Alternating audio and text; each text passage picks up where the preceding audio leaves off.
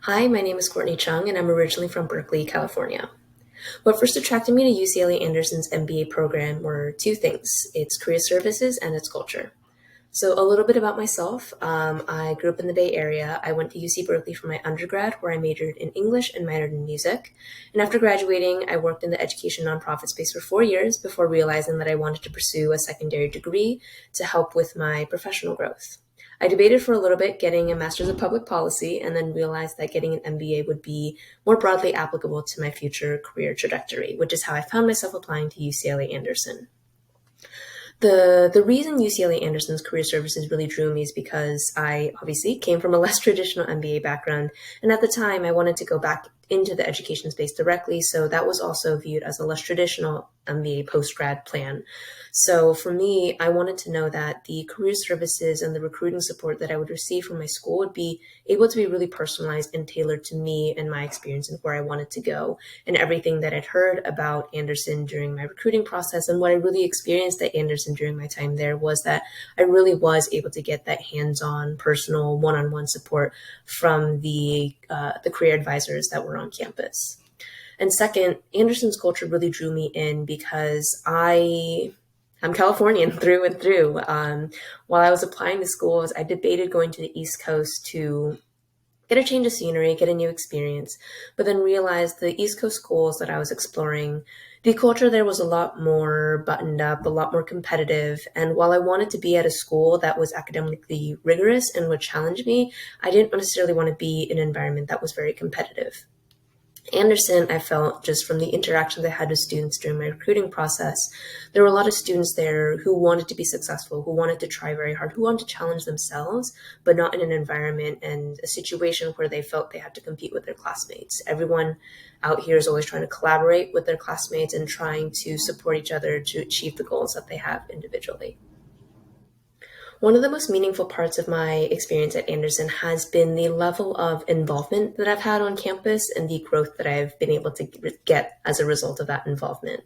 So during the past 2 years, I was very deeply involved in three different student organizations. The first, the Admissions Ambassador Corps, second is the Anti-Racism Committee, and third is out at Anderson.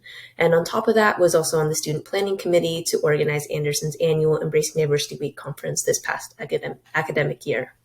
So in total, I helped plan three major EDI-related conferences over the past 2 years: Embracing Diversity Week, LGBTQ plus Awareness Week, and a Dialogue on Equity, which I co-founded with one of my classmates. And the most impactful part of my experience was really wrapped up in the involvement that I had planning all of these conferences. First, because all these conferences were centered on EDI, whether just broadly on diversity and inclusion in general, on LGBTQ plus awareness, or on centering POC narratives, I had so many opportunities to learn hands-on about the type of work that I really hope to do in the future. The second is that I was really able to build out relationships that I wouldn't realize that I would get while during my program, especially virtual in COVID, where networking was a lot more difficult. So in the conference planning process, as I was seeking out resources and speakers to come support and speak at these conferences, I was able to connect with so many different Anderson alumni, faculty, administration, and students, and build really personal relationships with them. And because I recruited them for conferences that weren't specific to the industry I wanted to go into, I was able to find so many different incredible, thoughtful leaders in each of their own spaces. And even if they're not in the industry I'm in, I know I absolutely want to keep in touch with them because they are such incredible people. And I think a lot of people who I'd really love to have as future mentors or just folks to have in my network as I grow in my career. And the third part of that growth and involvement that I had is really just wrapped up in the teams and the meetings that you need to plan a conference. Over the past 2 years, I was in a lot of different student-led teams. I worked with faculty and administration, and I also led a lot of my own student teams.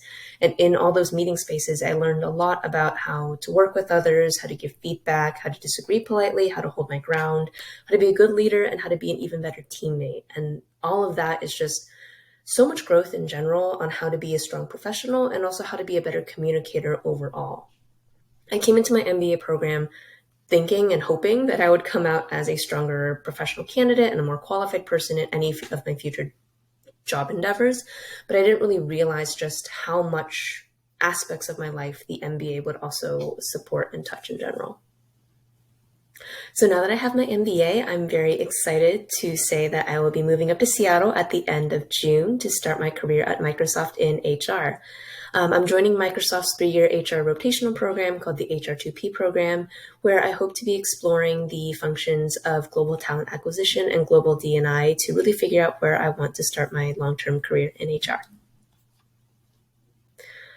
There are way too many people that I want to thank for supporting me over the past 2 years of my time at Anderson. To name the Anderson specific group of people, that would be Dean Heather Caruso, Dean Rob Weiler, Dean Alex Lawrence, Dean Chris Weber, Donna Robinson, Regina Ragazzi, Professor Corinne Bandersky, Professor Gail Northrup, and all of my consortium fellowship classmates in the class of 2022. There are 40 of them, so I'm not going to name all their names, but that is just a small group of the village that has really helped me over the past 2 years. And I think at every step of the way, they were always there to encourage me with a personal phone call before I realized I even needed a personal phone call, with a little pep talk during one of my first conferences and recruiting events, and just like little lessons that I learned from people along the way, whether it was through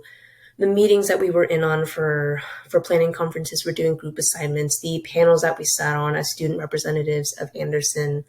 I think the biggest impact that they had was really encouraging me and reinforcing to me that I deserved to be at Anderson, that I was worthy of being at Anderson, and that even if the path that I came from was so small from an education nonprofit space, that my dreams and my goals were worth pursuing, and they were worth also making bigger, because an MBA, the resources at Anderson and the network at Anderson would be able to help me pursue that and so much more than I would have ever realized.